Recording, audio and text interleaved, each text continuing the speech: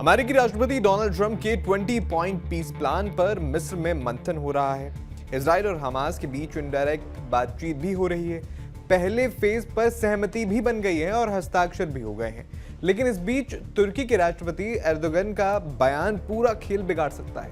Erdogan ने Israel पर फिर से निशाना साधा है और कहा है कि ट्रंप की योजना के बावजूद भी इजराइल शांति के लिए मुख्य बाधा बना हुआ है और उसे शांति के लिए अपने हमलों को बंद करना होगा। साफ है, एर्दोगन इजराइल पर दबाव डालने की कोशिशों में है।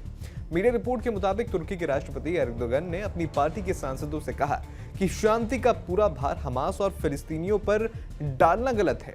उन्होंने हमास को प्रतिरोध समूह यानी कि रेजिस्टेंस ग्रुप कहा। एर्दोगन ने ट्रंप से फोन पर बात की और कहा कि तुर्की शांति चाहता है, लेकिन इजराइल को हमले रोकने होंगे। ट्रंप ने एर्दोगन से हमास को मनाने को कहा और एर्दोगन ने बताया कि हमास शांति के लिए तैयार है।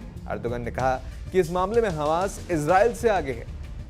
उन्होंने जोर दिया कि शांति एक पंख वाला पक्षी नहीं है, इजराइल को जिम्मेदारी लेनी होगी। तुर्की गाजा में नरसंहार रोकने के लिए हर संभव कोशिश कर रहा है। उन्होंने 2 राज्य समाधान यानी 2 स्टेट सॉल्यूशन की मांग की, जहां गाजा वेस्ट बैंक के साथ फिलिस्तीनी राज्य का हिस्सा बने। आपको बता दें कि ट्रंप ने युद्ध खत्म करने के लिए जो 20 पॉइंट पीस प्लान पेश किया है, उस पर ज्यादातर देश सहमत हैं। ट्रंप ने कहा कि हमास ने योजना के कुछ हिस्सों को मान लिया है। 3 अक्टूबर को हमास ने सकारात्मक जवाब दिया। ट्रंप ने हमास को रविवार तक समय दिया था, वरना नर्क जैसा परिणाम होगा, ये उन्होंने कहा था। अब मिस्र के शर्म अल शेख में इजराइल, हमास, अमेरिका, कतर और तुर्की के अधिकारी बातचीत कर रहे हैं। 8 अक्टूबर तक पहले फेज पर सहमति बन गई है, यानी सभी बंधक छूटेंगे और इजरायली सेना पीछे हटेगी। लेकिन कई मुद्दे बाकी हैं, जैसे हमास का हथियार डालना और बेंजामिन नेतन्याहू जो कि इजरायली पीएम है, वो इस पर अड़े हुए हैं। ट्रंप ने इजराइल को साफ कहा है कि गाजा पर बमबारी तुरंत रोक दो ताकि बंधक सुरक्षित निकल सकें। जॉर्डन, मिस्र जैसे देशों ने योजना का स्वागत किया, लेकिन इजरायली पीएम नेतन्याहू हैरान है क्योंकि ट्रंप ने हमास को शांति के लिए तैयार बताया है।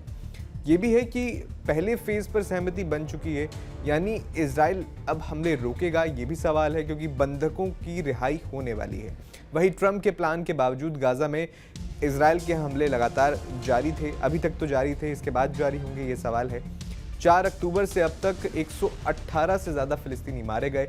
गाजा में अब तक कुल 67,000 से ज्यादा मौतें हो चुकी हैं, जबकि 1,69,000 से ज्यादा लोग घायल हैं। लगभग पूरा गाजा खंडर में बदल गया है। संयुक्त राष्ट्र ने तुरंत युद्ध विराम और मदद की अपील की है। आपका इस पूरी न्यूज़ पर क्या कहना है, हमें कमेंट बॉक्स में जरूर बताएं।